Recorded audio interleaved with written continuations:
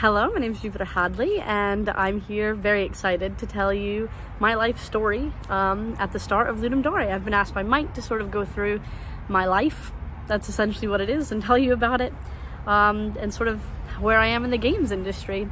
Haven't actually told my life story in a while, and things have changed with COVID and everything, career-wise, so it's just kind of an interesting, I guess, story to go through. I always say that I cut my teeth in the indie games industry, so to speak, through Ludum Dare, or Ludum Dare. So I guess we'll start there. When I was 16, I wanted to make games. I'm sure a lot of people can relate to that. I thought that it was this easy thing that would be so fun to do. And it turns out it's not this easy thing that'd be so fun to do. I didn't have the patience or the understanding or the knowledge to make games, but that's okay. I started then just sort of looking at indie games, and my voice is going all of a sudden. I started then looking at indie games, and I had a friend who had mentioned just sort of the concept of game jams. They were like, oh yeah, people make games in 2 days. And I was like, no they don't. Impossible.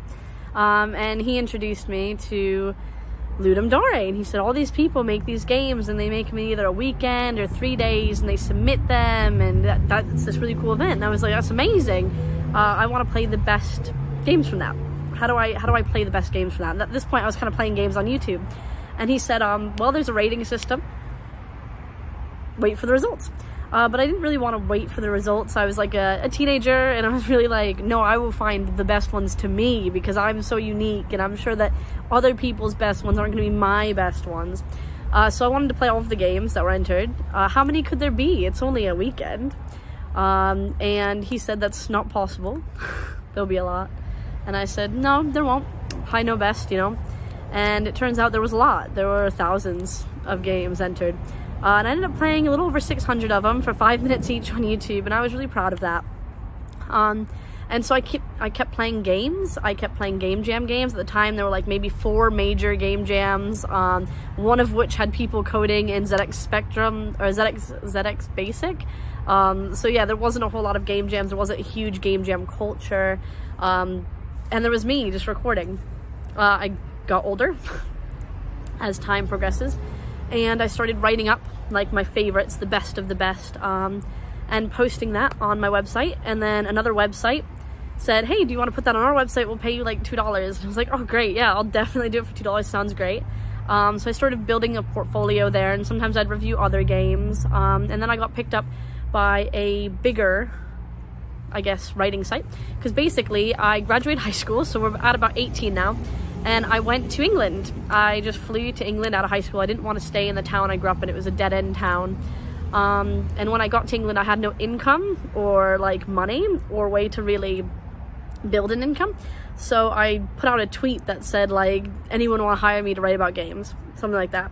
And because I had covered all of these game developers' games over the years, I had built a following on Twitter. So some people retweeted that, and a company said, hey, we'll pay you $11 an article. And I was like, oh, great, perfect. And we want you to write about a game jam game, just one article, one game jam game. Here's how it goes. And I said yes, and I started doing that, which gave me pocket money. From there, I was able to continue building a portfolio. I got a job on another writing website where I got to write about games, and I kind of bounced around doing journalism. I ended up pitching to websites and ended up writing for bigger websites like Games Radar and PC Gamer, mainly just indie games, but sometimes game jam games, and bounced around there for a while. But freelancing isn't the most stable, and pitching's very hard, and sometimes you don't get paid even though you write, depending on the site. So I kind of wanted something a bit more stable. And that's when I kept exploring the games industry, I guess, and we reached out. Armor Games reached out to me, and they asked me if I wanted to write like event coverage for them, and I did a couple. And then I said, hey, do you have any like other openings?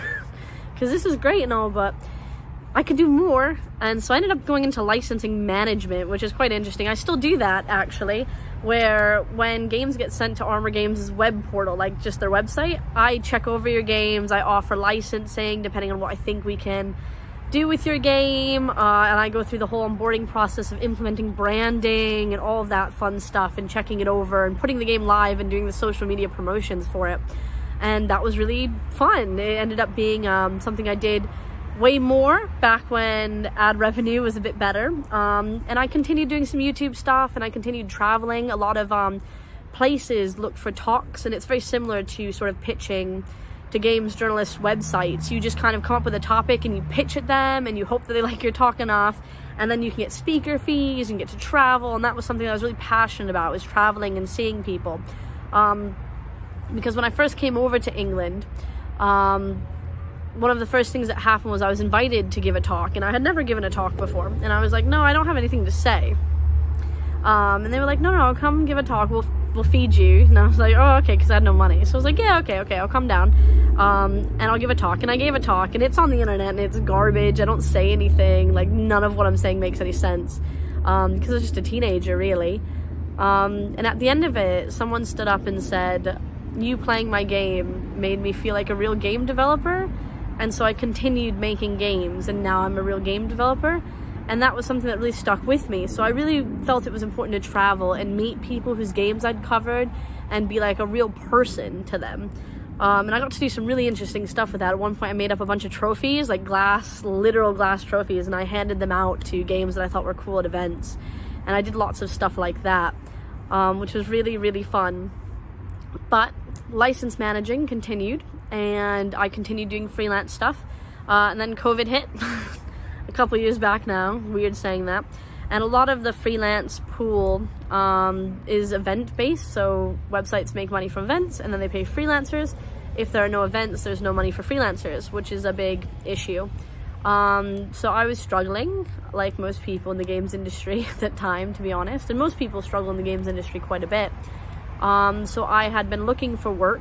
I'd done some like little game scouting, but I don't think I'm the best game scout. That's like another way of finding games and introducing them to people who can give them funding or publishing, and hoping deals work out and you get like a percentage. I'd done some odd jobs, and I'd worked on some really cool projects. Like I was a part of Rami Ismail's meditations project, where I sourced a lot of the games and got everyone set up, but I didn't have like a full-time or even a part-time job to lean back on apart from license management, which also their funding went down. So I ended up looking at Roblox because someone had said, we're doing something in Roblox, we think you'd be a good fit. And I said, cool, what is it? So I didn't really know much about Roblox. It kind of feels like I sit on the outskirts of games. I was into game jams before people were really into game jams, and then I'm now at Roblox when no one knows what Roblox is.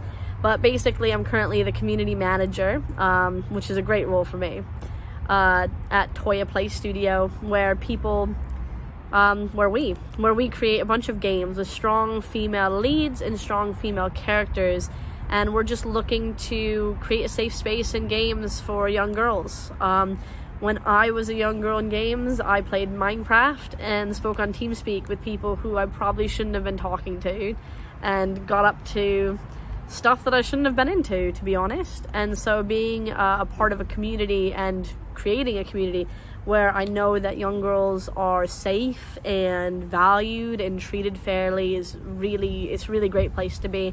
And the games that we create within Roblox are doing really well. Created the official Miraculous RP game. It's Miraculous Ladybug. It's a show on Disney Plus that has loads of younger children interested in it, which has really driven our community and made it bigger and bigger. Going back into doing talks now that the world's opened up, and I'm excited to go back to events and excited to go back to things, and that's basically my life. A lot of people sort of ask about getting jobs in the games industry, and it's definitely a mixed bag.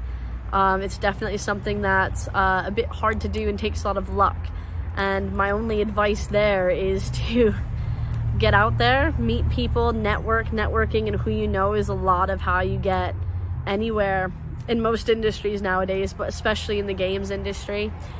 Build portfolios and keep adding to them, make sure they're up to date and that you can show them to people, and then do show them to people. And just don't be afraid to put yourself out there and say yes to opportunities, even if you don't really know how you fit into them. I was an Amazon App Store hero for a couple of years, which was just an amazing opportunity where I just promoted Amazon games.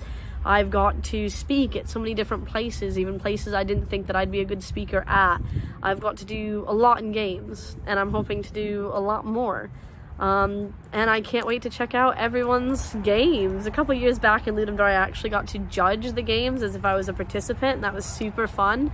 And I'm looking forward to seeing the games from this compo and just playing through as many as I can.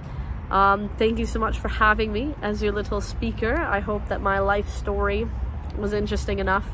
It's definitely a wild one, and there's been so many things that I've gotten to do thanks to the games industry, and I'm just honored to be a part of everything. So yeah, good luck to everyone. Submit even if you don't like it. Work on playing your game, work on the fun mechanic of your game first, and make sure that it's playable before polishing. That's my top advice. Good luck.